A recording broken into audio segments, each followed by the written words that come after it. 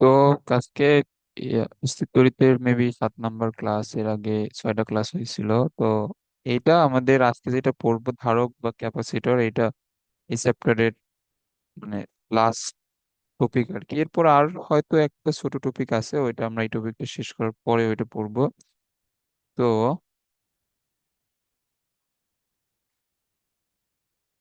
এখানে ধারক বা ক্যাপাসিটর এটা কি, এটা আগে খেয়াল করো।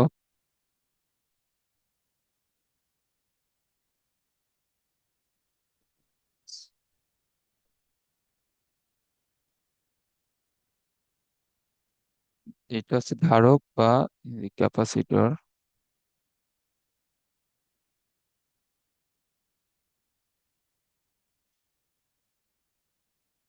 এটা হচ্ছে আমাদের শক্তি সঞ্চিত করার একটা মাধ্যম,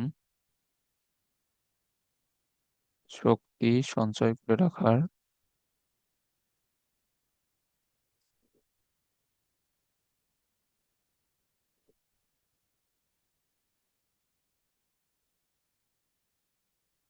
একটি যান্ত্রিক উপায়।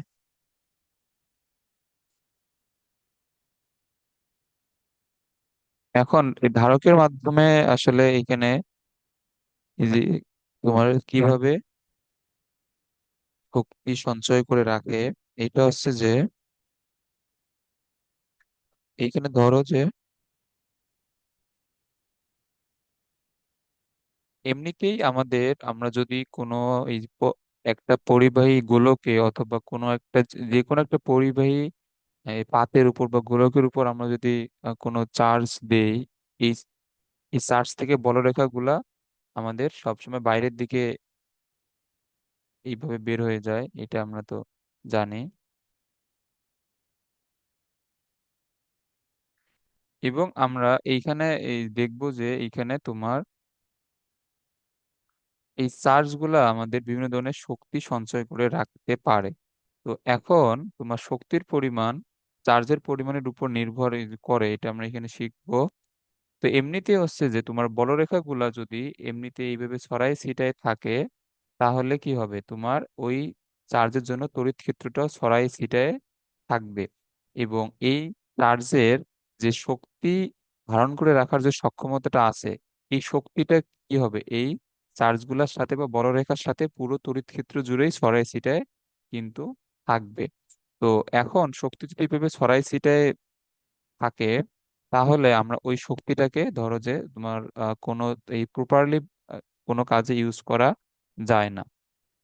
কারণ তোমার শক্তিটা পুরো একটা তড়িৎ ক্ষেত্র জুড়ে বা ওই চার্জের আশেপাশে বিভিন্ন অঞ্চল জুড়ে ছড়াই ছিটিয়ে আছে, তুমি এটাকে প্রপারলি ইউজ করতে তো পারবা না। এই জন্য এখানে কি করা হয়, ধরো যে এমন একটা পরিবাহী পাত,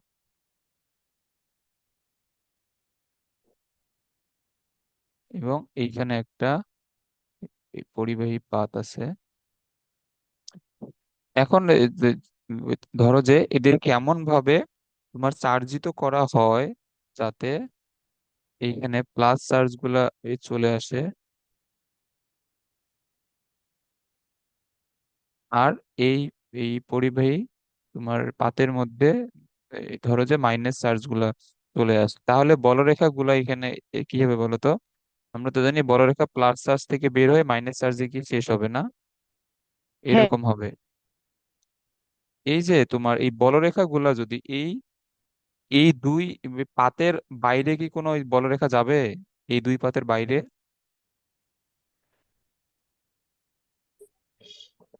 এই দুই পাতের বাইরে কিন্তু বলরেখা যাবে না, কারণ প্লাস চার্জ থেকে বের হয়ে মাইনাস চার্জে এসে শেষ হবে। মানে তোমার প্রথম পাত থেকে বের হয়ে দ্বিতীয় পাতে কিন্তু এই যে তোমার বলরেখা গুলো এসে শেষ হবে। তো এরা কিন্তু বাইরে যাবে না। ফলে এইখানে যে আমরা এই যে চার্জের মাধ্যমে যে শক্তিটা সঞ্চিত করে রাখতে পারবো, এরা এইটুক অঞ্চলের মধ্যেই সীমাবদ্ধ থাকবে। এই যে বুঝছো এটা? হ্যাঁ, বুঝছি। তো এইটুক অঞ্চলের মধ্যে শক্তিটা সীমাবদ্ধ আকারে থাকলে তখন কিন্তু আমরা সেটাকে বিভিন্ন কাজে ইউজ করতে পারি। তো এটাই হচ্ছে মূলত ধারকের কনসেপ্ট। এবং আমাদের ধারক বা ক্যাপাসিটর বিভিন্ন জিনিসই ইউজ করা হয়। ফ্যানের দেখবা যে উপরে একটা ছোট্ট একটা তোমার ব্যাটারির মতো একটা ইয়ে আছে, ওইটা হচ্ছে ক্যাপাসিটর।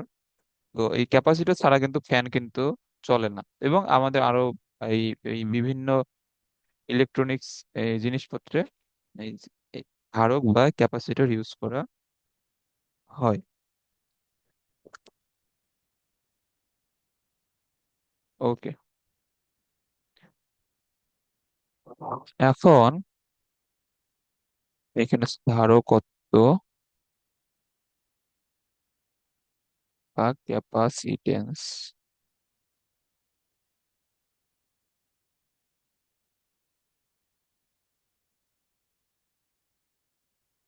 ওকে, এখন ধারকত্ব বা ক্যাপাসিটেন্স হচ্ছে যে চার্জের সাথে তো বিভবের একটা এই সম্পর্ক তো আছে। এমনিতেই আমি যদি বিভবের সূত্রটা যদি লিখি, তাহলে বিভবের সূত্র কি? V is equal to 1/4 pi four pi. Epsilon naught U divide by R, এটা না? এটা ছিল বিভবের সূত্র। তো তোমার চার্জের সাথে বিভবের সম্পর্কটা এখানে যে কিরকম সূত্র অনুযায়ী?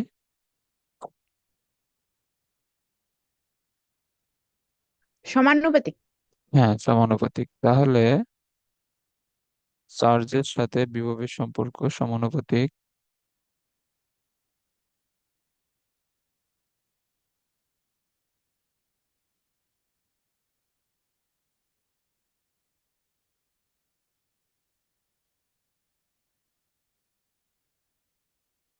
তো এখানে খেয়াল করে, এখানে চার্জের সাথে বিভবের সম্পর্ক হচ্ছে সমানুপাতিক। তাহলে আমরা এখানে কি বলতে পারি যে আমরা যদি কোনো পরিবাহীতে কিছু পরিমাণ চার্জ বা আধান তোমার দেই, তাহলে এইখানে অবশ্যই তার বিভবটা বৃদ্ধি পাবে। অর্থাৎ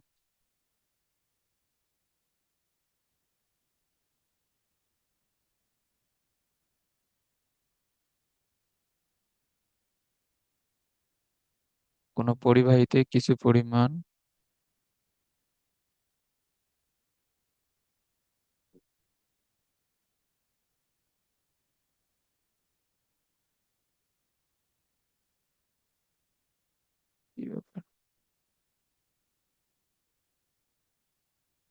চার্জ বা আদান এইখানে দিলে তার বিভব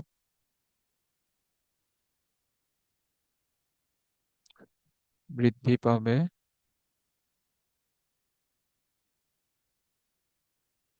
ওকে, এটা তো এমনিতে সূত্র থেকেই তো এই যে বোঝা যায় যে তুমি যত বেশি আদান আহ, একটা পরিবেশের মধ্যে দিবা, তার বিভব অবশ্যই বৃদ্ধি পাবে, যেহেতু সমানুপাতিক সম্পর্ক।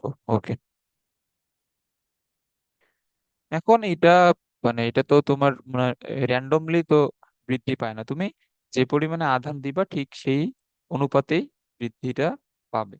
ওকে, তাহলে আমরা এখান থেকে যে কি লিখতে পারি? ভি প্রপোর্শনাল কিউ লিখতে পারি না? হুম। তো লেখা যায়, কিন্তু এখানে আমার বইগুলাতে কিউ প্রপোর্শনাল ভি লিখছে। এটা লেখার যে কারণ কি, এটা আসলে আমি জানি না। ভি প্রপোর্শনাল কিউ হওয়া উচিত। এবং এটা তোমাকে আমি এটা তো পড়াইছিলাম যে যেমন আমাদের বয়েলের সূত্রে এইভাবে কি লেখা যাবে যে পি প্রপোর্শনাল 1/ভি কি লেখা যাবে বয়েলের সূত্রে? এইভাবে কিন্তু লেখা যায় না। কারণ এই যে আমাদের এইটা হচ্ছে নির্ভরশীল, এটা তো মেবি বলছিলাম। আর আর তোমার ডান দিকে যেটা থাকে এটা হচ্ছে স্বাধীন। তার মানে এখানে তোমার বাম দিকেরটা ডান দিকেরটার উপর নির্ভরশীল থাকবে। এই জন্য আমরা এটাকে ভি প্রপোর্শনাল 1/পি লিখি। মানে কি, আয়তন চাপের উপরে নির্ভরশীল থাকে। চাপ কি আয়তনের উপর নির্ভরশীল? এটা তো হয় না। না। হুম। তো এটা এই জন্য এটা হচ্ছে যে তোমার বইয়ে দেখবে যে কিউ প্রপোর্শনাল ভি লেখা, মানে কি চার্জ বিভবের উপরে নির্ভরশীল। এই যে কিউ প্রপোর্শনাল ভি দ্বারা এটা বোঝায়, কিন্তু আসলে তো উল্টা। তুমি যত বেশি চার্জ দিবা বিভব তত বৃদ্ধি পাবে। মানে বিভব চার্জের উপরে নির্ভরশীল। এখানে ভি প্রপোর্শনাল কিউ হওয়ার কথা, বাট বইয়ে এটা দেয়া আছে। ওকে, দেখো, তাহলে আমরা যদি সমানুপাতিক ধ্রুবকটা যদি এখান থেকে তুলে দেই, তাহলে আমরা এখানে একটা সরি, সমানুপাতিক চিহ্ন এই যে তুলে দিলে একটা সমান চিহ্ন এবং একটা ধ্রুবক চলে আসে, এইটা। এখন এইখানে খেয়াল করো, আমি যদি কিউ কে এইখানে রাখি আর এটাকে 1/k কে ওই দিকে নিয়ে যাই, এটা হবে ভি। আচ্ছা, 1/k, কে তো একটা নিজে একটা ধ্রুবক, তাহলে 1/k এখানে কি হবে, সেও একটা ধ্রুবক হবে, এইভাবে লেখা যায়। তাহলে কিউ হবে সি ইন্টু ভি। এখন এইখানে ধারকের ক্ষেত্রে যে সমানুপাতিক ধ্রুবকটা লেখা হয় এটাকে সি দ্বারা প্রকাশ করা হয়, এবং সি হচ্ছে মূলত ধারকত্ব। এখানে সি হচ্ছে মূলত ধারকত্ব, এই সূত্রটা মুখস্থ রাখবা। Q is equal to C into V. Okay. এখানে ভি কি, ভি হচ্ছে বিভব, কিউ হচ্ছে চার্জের পরিমাণ, সি হচ্ছে ওই পরিবাহীর ধারকত্ব। তাহলে এখানে একক হবে কি বলতো, সি এর একক।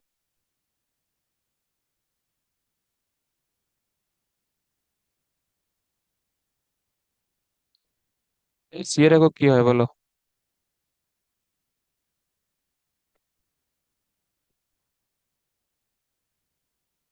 সি সমান এখান থেকে তোমার কিউ ডিভাইড বাই ভি লেখা যায় না, সি সমান তো কিউ ডিভাইড বাই ভি লেখা যায়। ও, তাহলে হ্যাঁ। কিউ। ও, এইটা হবে কি, শুধুমাত্র কিউ তো চার্জ কুলম হ্যাঁ, আর এটা ভি হচ্ছে ভোল্ট, তাহলে কুলম পার ভোল্ট। ভোল্ট ভোল্ট, হ্যাঁ। এটা লেখা যায়। বাট এটা আসলে এটা এটার আরেকটা একক আছে, এটা মনে রাখবা, এটার এসআই একক হচ্ছে, এটাও কিন্তু তোমার এসআই এককই, কুলম পার ভোল্ট, এটাও মনে রাখবা। কিন্তু এটা আমাদের একটা যে সায়েন্টিস্ট এটা তোমার এই যে প্রথম আবিষ্কার করছেন, ওনার নাম অনুযায়ী এটার নাম দেওয়া হয় ফ্যারাডে। বা এটাকে এই, অবশ্যই এটা তোমার এই বড় হাতের এফ বা এটাকে ক্যাপিটাল এফ দ্বারা লেখা হয়, এটা হচ্ছে ফ্যারাডে। এটা হচ্ছে তোমার ধারকত্বের একক। ওকে।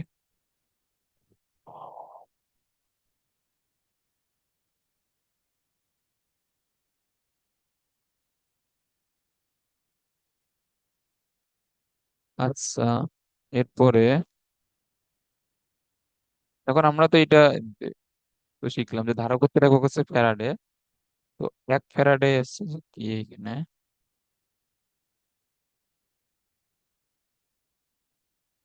এখন এই যে সূত্রটা এখানে এই কি ছিল, সূত্রটা ছিল U is equal to C into V, এটা না?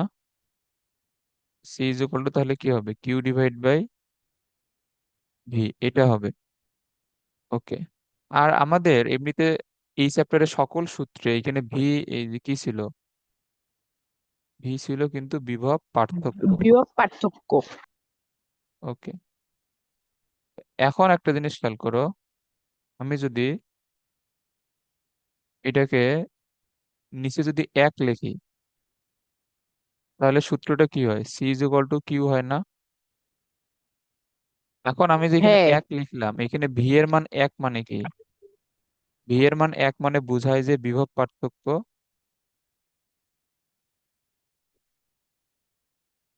বিভব পার্থক্য 1, এটা মানে আমরা এমনিতে বিভব পার্থক্য মানে তো বোঝায় যে ভি2 মাইনাস ভি 1, তাহলে এটা মানে হচ্ছে 1 এর। এটা আমরা যদি বাংলা ভাষায় ব্যাখ্যা করি, এটাই অবশ্যই এইভাবে বলা যায় যে এখানে বিভবের মান 1 একক পরিমাণ বৃদ্ধি পাইছে, মানে এর পূর্বের থেকে বিভব একক পরিমাণ বৃদ্ধি পাইছে না, যেহেতু পার্থক্য 1, তার মানে ভি2 ভি 1 এর চেয়ে 1 বেশি। ওকে। তাহলে যদি বিভব পার্থক্য 1 হয়, অর্থাৎ বিভব একক পরিমাণে বৃদ্ধি পায়, তাহলে সি ইজ ইকুয়াল টু কি হয়, কিউ হয়। ওকে, আমি আগে এটা লিখি, তারপর আজকে লেখা এরকম আঁকা বাঁকা আসছে।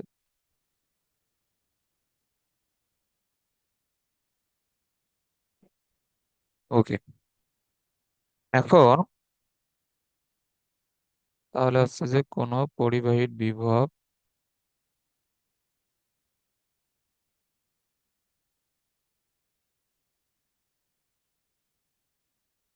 তাহলে কোনো পরিবাহীর বিভব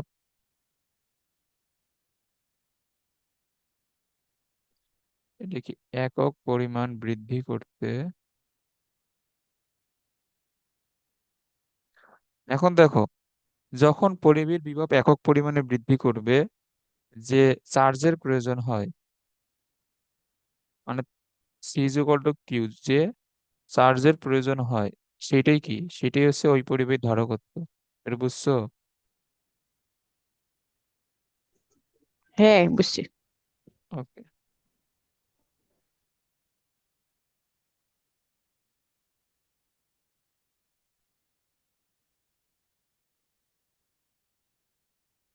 তাকে ওই পরিবাহীর ধারকত্ব বলে। আচ্ছা।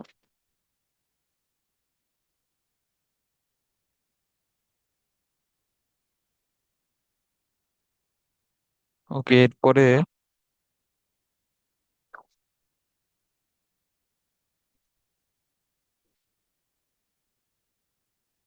এখন কোন পরিবাহীর ধারকত্ব, এই যে এখানে আছে ধারকত্বের নির্ভরশীলতা, মানে ধারকত্ব কোন কোন বিষয়ের উপর নির্ভর করে।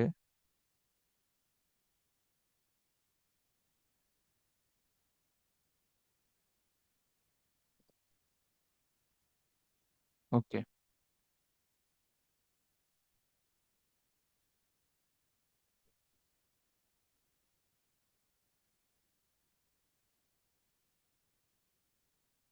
আচ্ছা, উম এটা আগে সূত্র, এই যে দেখা লাগবে, তারপর এটা পড়া, বাস এটা পর্যন্ত থাক, যেহেতু আমরা এখন পর্যন্ত ওই সূত্র একটা আছে, আমরা এটা এখন পর্যন্ত শিখি নাই তো। তো এটা এখন পড়ে লাভ নাই। ওকে। আচ্ছা, এরপরে যেটা আছে,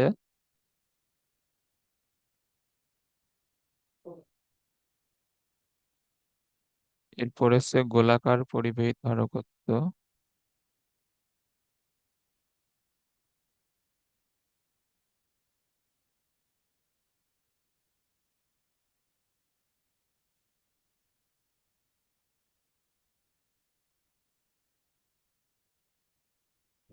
ওকে, ধরো এটা একটা আমাদের গোলাকার একটা পরিবাহী,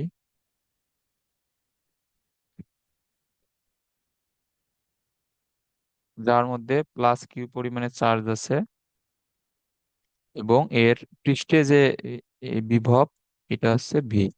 এর পৃষ্ঠে বিভব হচ্ছে ভি, এবং এর মধ্যে তোমার প্লাস কিউ পরিমাণে চার্জ আছে, এবং এটার ব্যাসার্ধ ধরলাম আর। তাহলে এটা হচ্ছে তোমার চার্জের পরিমাণ কিউ,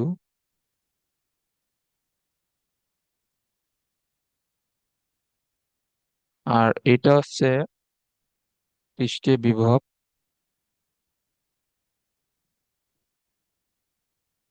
আর এখানে আর তো রেডিয়াস বা ব্যাসার্ধ।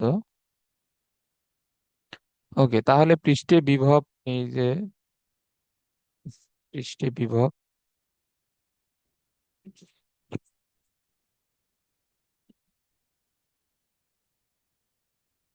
ওকে, তো এখানে পৃষ্ঠে বিভব কি হবে? 1/4 পাই এপসাইলন নট Q/R, এটা হবে না পৃষ্ঠে বিভব? ওকে, এখন আমি যদি V/Q লিখি, 1/4 পাই এপসাইলন নট, এখানে 1/R।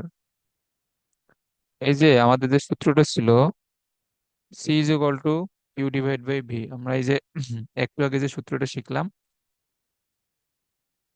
সেইখান থেকে লেখা যায় যে C = Q/V।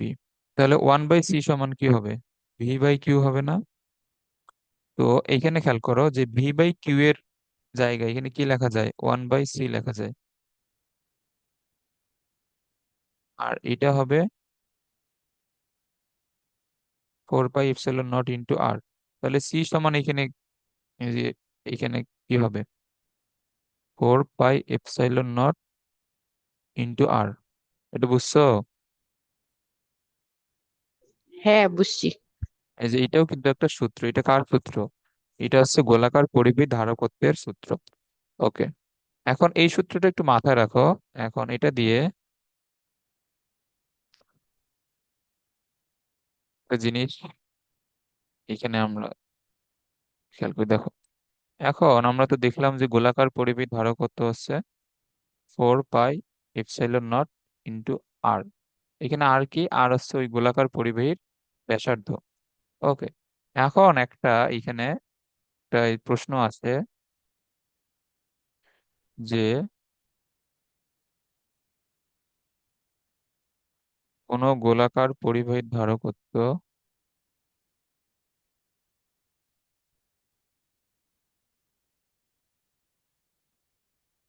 1 ফ্যারাডে। 1 ফ্যারাডে, যেহেতু ফ্যারাডে হচ্ছে যে এই ধারকত্বের একক, 1 ফ্যারাডে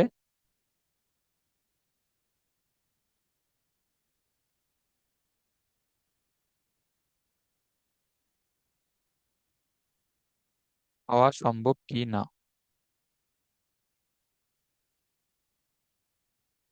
এখন আমাদের সূত্রটা আগে লিখি। 4 পাই ইন্টু আর। সি এর মান কত হবে? 1 ফ্যারাডে। ফ্যারাডে এসআই একক। আর 4 পাই এপসাইলন নটের মান কত? 1/9 × 10⁹ না? কারণ হচ্ছে যে তোমার হুম। ইটার মান তো ছিল 9 × 10⁹, তাহলে 4 পাই এপসাইলন নটের মান হবে 1/9 × 10⁹ ওয়ান। ইন্টু আর। হুম। তাহলে আর এইখানে এই যে কত হচ্ছে বলো তো? 9 × 10⁹ এত মিটার।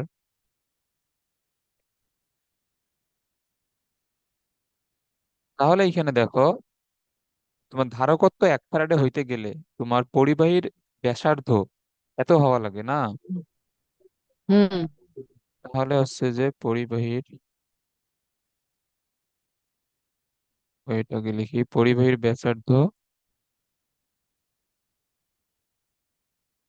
9 × 10⁹ মিটার হওয়া লাগবে। পৃথিবীর ব্যাসার্ধ মনে আছে?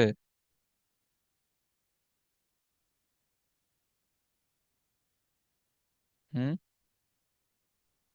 হ্যাঁ, 6.4 × 10⁻, কত, 6 না কত, হুম। 4, ওটাই তো মনে নেই। হ্যাঁ, এটা 6.4 4 into ten to the into power six 10⁻⁶। Metre আচ্ছা দেখো, তাহলে তোমার 1 ফ্যারাডে ধারকত্ব হওয়ার জন্য যে যে গোলকটা দরকার, তার ব্যাসার্ধ পৃথিবীর ব্যাসার্ধের চেয়ে বড় হওয়া লাগবে। তো বুঝছো? হ্যাঁ, বুঝছি। তাহলে কি পৃথিবীর ব্যাসার্ধের থেকে বড় ব্যাসার্ধের কোনো উম, এই, এক- একটা কোনো পদার্থ বা এই গোলক কি বানানো সম্ভব পৃথিবীতে? না। ওকে, লিখবা যে যা পৃথিবীর থেকেও বড়। সুতরাং এমন, যা পৃথিবীর থেকেও বড়, অতএব এমন গোলক সম্ভব নয়।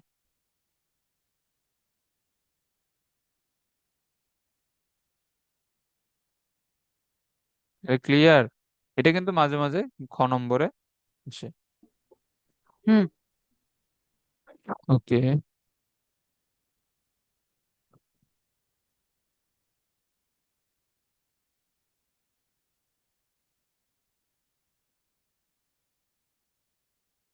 আচ্ছা এরপরে উম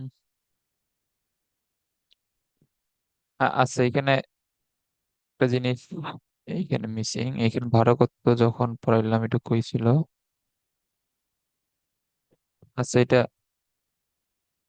এই সূত্রে যে তোমার দুইটা জিনিস আছে,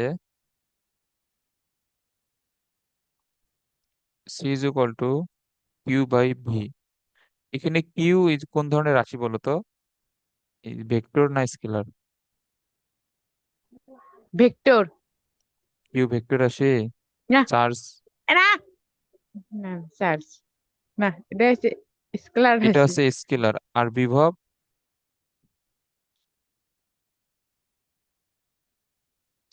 বিভব কোন ধরনের রাশি এইটা এটা? ভেক্টর। না না, বিভব ভেক্টর রাশি না, বিভব স্কেলার রাশি। তার মানে এগুলোর ম্যাথ অনেকগুলো করলাম, বিভবের ক্ষেত্রে তো ডিরেক্ট যোগ যোগ করতাম, কারণ বিভব হচ্ছে স্কেলার রাশি আর প্রাবল্য ভেক্টর রাশি। তো দুইটা স্কেলার রাশির এটা ভাগফল, তাহলে তোমার সি বা ধারকত্ব এটা কোন ধরনের রাশি হবে?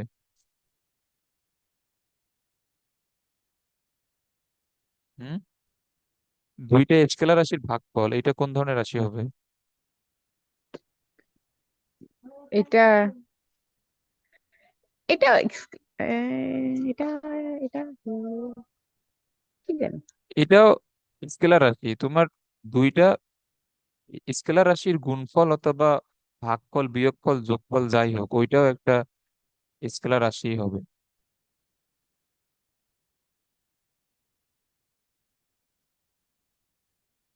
আর আর দুইটা ভেক্টর রাশির ক্ষেত্রে আহ দুইটা ভেক্টর রাশির গুণ করলে সেটা কোনো সময় স্কেলার হইতে পারে, কোনো সময় ভেক্টর হইতে পারে। স্কেলার হয় এই যে কোন ক্ষেত্রে, যখন আমরা ডট গুণ করি। আর ভেক্টর হয় এই যে কোন ক্ষেত্রে, যখন দুইটা ভেক্টর রাশির মধ্যে ক্রস গুণন করা হয়। ওকে, আচ্ছা আমরা তো এটা তো বুঝলাম।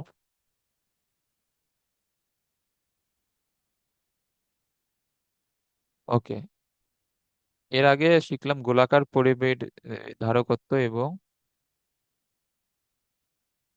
আর একটা আছে সমান্তরাল পাত ধারক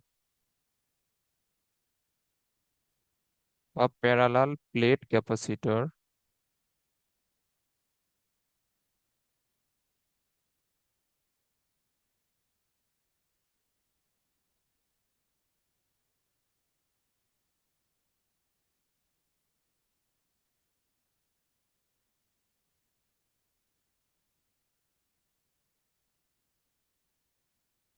ওকে দেখো, সমান্তরাল এই পাত ধারক হচ্ছে যে এই যে এইটাই, মানে যে ধারকত্ব যেটা দিয়ে বুঝাইলাম যে আসলে এখানে ধারকের কাজ কি।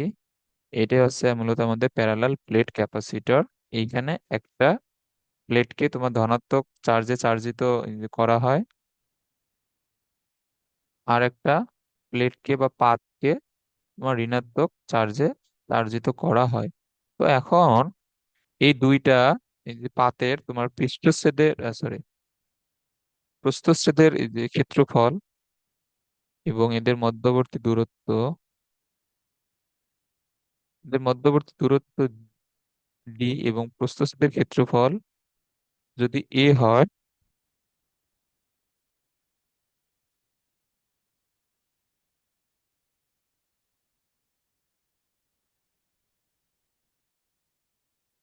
ওকে,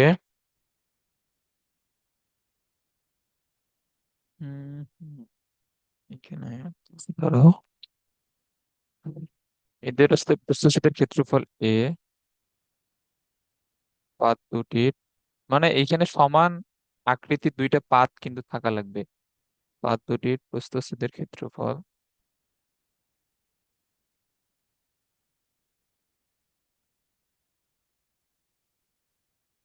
এখন তোমার এই প্রশ্নের মধ্যে কিন্তু ডিরেক্ট প্রস্থচ্ছেদের ক্ষেত্রফল না দিয়ে আহ ব্যাস অথবা ব্যাসার্ধ দিয়ে দিতে পারে। তো ব্যাস ব্যাসার্ধ থাকলে প্রস্থচ্ছেদের ক্ষেত্রফল বের করা তো জানি, পাই আর স্কোয়ার। ওকে, আর পাত দুটির মধ্যবর্তী দূরত্ব,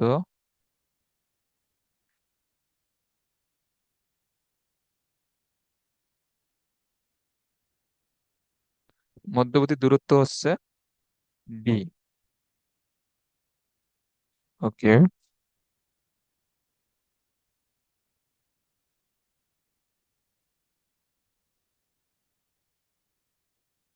এটা যদি হয় তাহলে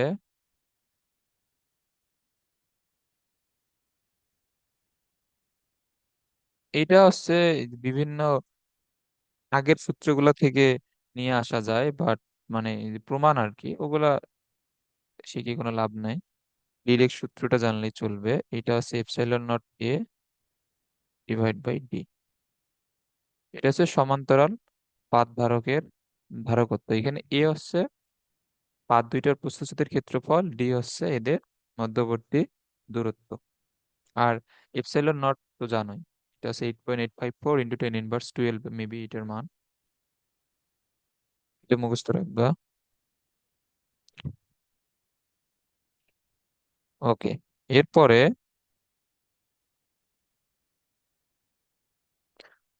এরপরে যেটা আছে এটা আছে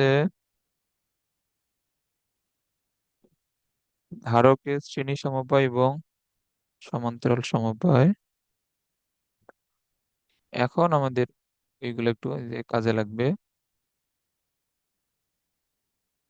আচ্ছা, এমনিতে তোমার রোদের ক্ষেত্রে শ্রেণী সমবায় ছিল, যদি এটা আমাদের ব্যাটারি হয়, তাহলে শ্রেণী সমবায় ছিল এরকম, যদি রোধগুলা সবাই সিরিয়ালি যদি যুক্ত থাকে, তাহলে আমরা বলতাম এটা সিরিজ বা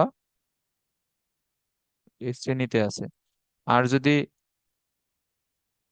এরকম হইতো যে এইখানে একটা রোধ, এইখানে একটা রোধ, এরা এরা কোন সমবায় আছে? এরা সমান্তরাল। এরা সমান্তরাল সমবায় আছে, এবং এগুলা চিত্র দেখলেই এগুলা বোঝা যায়। আবার এইখানে যদি এরকম কোনো চিত্র যদি থাকতো, যে এইখানে দুইটা রোধ, আবার এইখানে একটা রোধ, তাহলে এই যে এই তোমার ফার্স্ট দুইটা হচ্ছে শ্রেণীতে, এদের শ্রেণীর যে তুল্য রোধ সেইটা আবার এই যে তোমার এর সাথে সমান্তরালে। এইগুলো আশা করি এগুলো মনে আছে, এগুলা সিম্পল জিনিস। আচ্ছা, তো এখন এই যে তোমার সমান্তরালে তুল্য রোধের এবং শ্রেণীতে তুল্য রোধের সূত্রগুলো মনে আছে?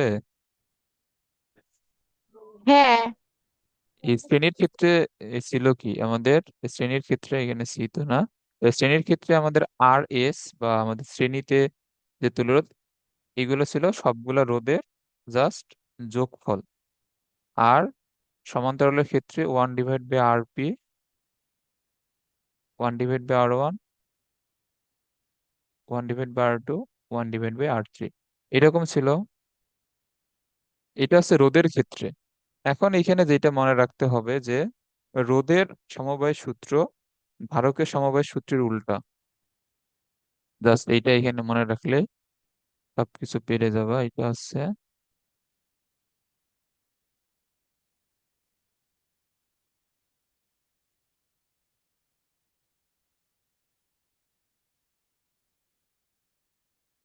ধারকের সমবায় সূত্র হচ্ছে রোধের সমবায় সূত্রের উল্টা। মানে তোমার রোধের ক্ষেত্রে সমান্তরালের জন্য যেটা সূত্র, ওই ধারকের ক্ষেত্রে সেটা শ্রেণীর ক্ষেত্রে। আর ওর জন্য, রোধের জন্য যেটা শ্রেণী, ধারকের জন্য সেটা সমান্তরাল।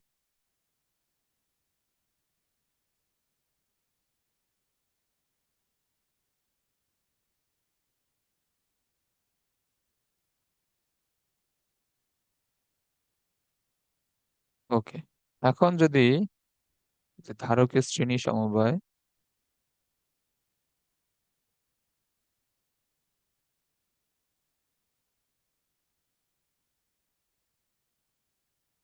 এখন এখানে খেয়াল করো এখন এই যে একটু আগে যেটা আঁকলাম এটা ছিল আমাদের ব্যাটারি, কিন্তু এই যে একটা প্রান্ত বড় আর একটা প্রান্ত ছোট, এই বড় প্রান্তটা ছিল পজিটিভ, ছোট প্রান্তটা হচ্ছে নেগেটিভ।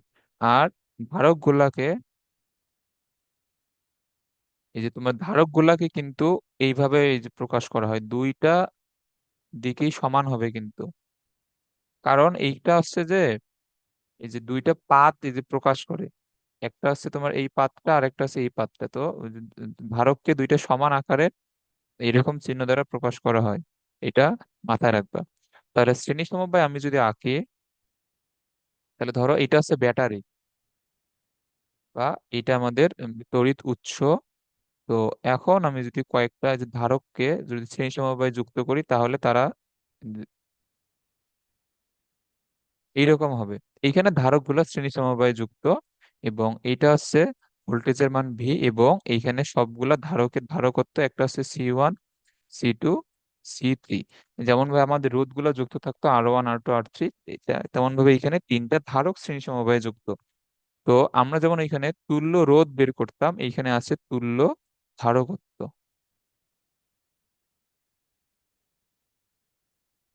ওকে, এখন তুল্য ধারকত্ব এখানে এই যে কি হবে, তোমার রোধের ক্ষেত্রে এই তুল্য রোধের তোমার শ্রেণীর ক্ষেত্রে সূত্র কি, সবগুলা যোগ। আর হ্যাঁ, এখন এই ধারকের শ্রেণী সমবায়ের ক্ষেত্রে কার সূত্র আসবে? রোধের সমান্তরালের সূত্র। সমান্তরালের। তাহলে এটা হবে, আচ্ছা। যদি তুল্য তুল্য ধারকত্ব যদি সি হয়, তাহলে এটা হবে 1/c is equal two 1/c1, 1/c2, 1/c3। ব্যাস এটা মনে রাখলেই চলবে। ওকে, আর হচ্ছে ধারকের সমান্তরাল সমবায়।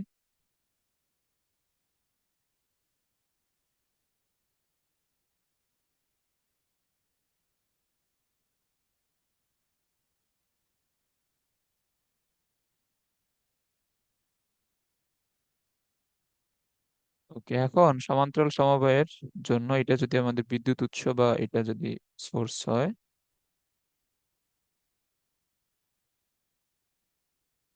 এইখানে একটা, এইখানে একটা,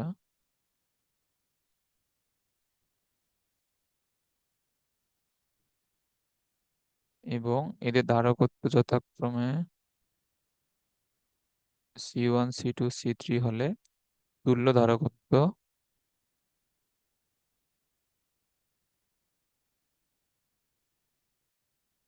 এটা এখানে যে কি হবে বলতো, যেহেতু সমান্তরাল আসবে শ্রেণীর সূত্র, তার মানে সবগুলো যোগফল। বুঝছো এটা? হ্যাঁ, বুঝছি। ওকে, এটা সময় মেবি শেষ, ধরো।